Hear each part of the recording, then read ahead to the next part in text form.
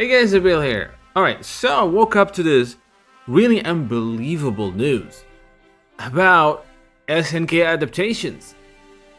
And it really is unbelievable. We're gonna go ahead and read the articles that showed up today about this new initiative. And yeah, it's nothing that you guys were expecting for sure. So pretty exciting and wild stuff. Alright, so before we get started, a gentle reminder to like, subscribe, hit the notification bell so that you are notified whenever I drop a new video. Alright, let's do this. Okay, so several articles showed up today, this morning, mentioning a brand new indie studio. It's called indie, but I don't see it as indie because of the money that is coming into it. So this is going to be called Arena SNK. Why is SNK in there? Because this is a studio, a movie studio about SNK IPs. Yes. So let's go ahead and read. This is the Hollywood Reporter. Eric Feig, I think I'm hoping I'm pronouncing his last name correct, launches new production banner with major Saudi backing. NBC's group, Majid Al Ibrahim, former Disney film chief Sean Bailey, AI investor Andrew Chen, and Epic Games CCO Charlie Wen will sit on the new ventures board. So I mean, some big names. Eric Feig is launching an indie production banner, Arena SNK Studios, to expand the Hollywood producers' reach in movies, TV, gaming, and live events. Feig's company says it has secured around $1 billion.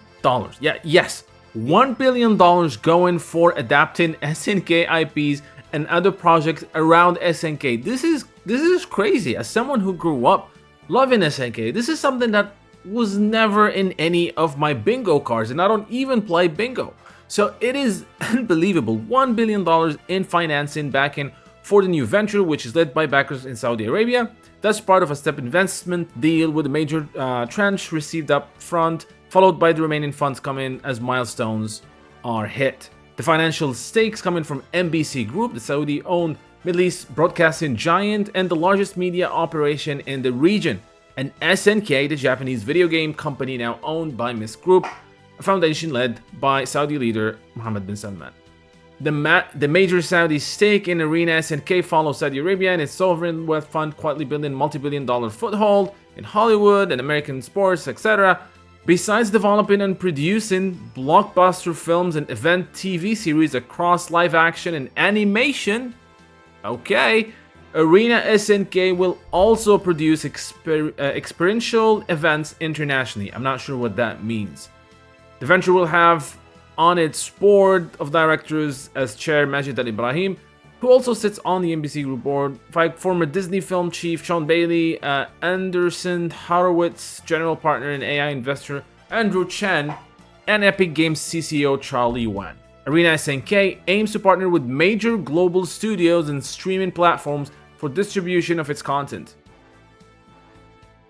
Okay, this sounds unbelievable. They don't specifically say this is going to be for adapting SNK IPs, but come on, SNK is in there. This is a venture between a studio and SNK, so clearly we're talking about adaptations, live action, animation, TV series, and I don't know what they mean by the experiential events, but this is absolutely something huge. I mean, we knew that SNK was looking. They mentioned this several times, looking into adapting their IPs into multimedia or transmedia project.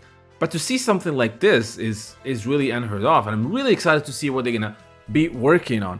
This is unexpected, to say the least. I mean, it is great. We've been waiting for something like this. I mean, since ever, right? I mean, since the 90s when I was, watching the Fatal Fury anime, and I always was happy about, hopeful that was the beginning of something, because we had Fatal Fury anime movies, we had Samurai Showdown, we had the terrible Art of Fighting, but then I was like, man, every day or every week or every month there's like a new magazine where they talk about this stuff.